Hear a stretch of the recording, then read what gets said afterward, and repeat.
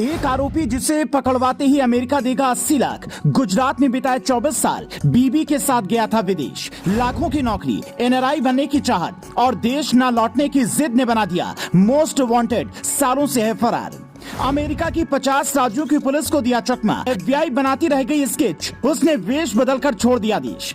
एक झटके में 80 लाख की कमाई का जुगाड़ जानना है तो इस कहानी को आखिर तक सुनना होगा, जिसकी शुरुआत होती है गुजरात के वीरगाम से। 24 साल का एक लड़का भद्रेश अमेरिका में बसने के सपने देखता है। साल 2015 में पायल पटेल नाम की लड़की से शादी करता है और फिर अमेरिका के रेस्टोरेंट में जाकर दोनों पति पत्नी नौकरी करने लगते हैं। एनआरआई बनने का सपना साकार ही होने वाला था कि 12 अप्रैल 2015 को रेस्टोरेंट में एक अजीब घटना घटती है। बाहर लोगों की भीड़ जमा थी। एक पुलिस वाला अंदर रेस्टोरेंट में घुसता है तो उसकी नजर एक लड़की की बॉडी पर पड़ती है। सीसीटीवी में जो फुटेज दिखता है उसमें रेस्टोरेंट से निकलने वाला आखिरी शख्स भद्रेश ही था। ये केस आम केस की तरह ही था, लेकिन यहीं से उसके मोस्ट वांटेड बनने की कहानी शुरू होती है। पुलिस उसकी तलाश में घर और होटल में छापा मारती है। उसे कहीं कोई सुराग नहीं मिलता। जांच में बस इतना पता चलता है कि वीजा एक्सपायर होने वाला था तो पत्नी देश लौटना चाहती थी, लेकिन भद्रेश के दिमाग में ज्यादा पैसा कमाने का भूत सवार था और इसी चक्कर में उसने इस कांड को अंजाम दिया।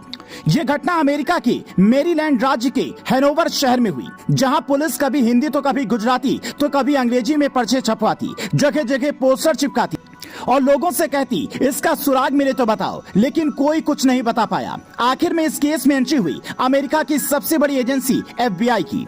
यह बिल्कुल हिंदुस्तान की सीबीआई की तरह है, जो बड़े से बड़ा केस मिनटों में सुलझा देती है। इसके अधिकारियों ने सबसे पहले आसपास के राज्यों में पता करवाना शुरू करवाया।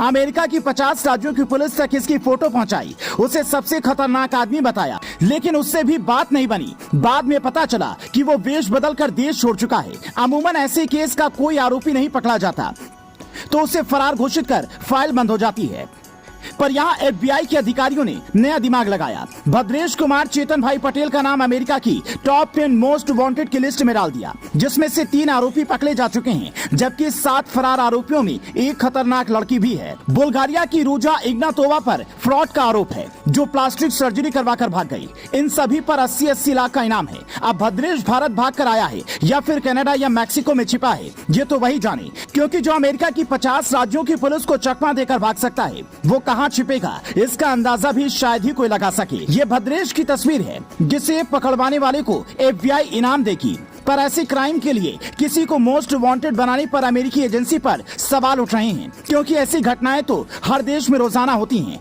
आरोपी फरार भी होते हैं, फिर आप उसे साइकोलॉजिकल आधार पर समाज के लिए खतरा बताकर मोस्ट वांटेड बनाएंगे तो इससे तो उस देश की छवि खराब हो। बाकी अपराधी कहीं का भी हो, उसे पकड़ा जाना चाहिए, क्योंकि हर अपराधी समाज का दुश्मन ही होता है, चाहे वो विदेशी हो या फिर देसी।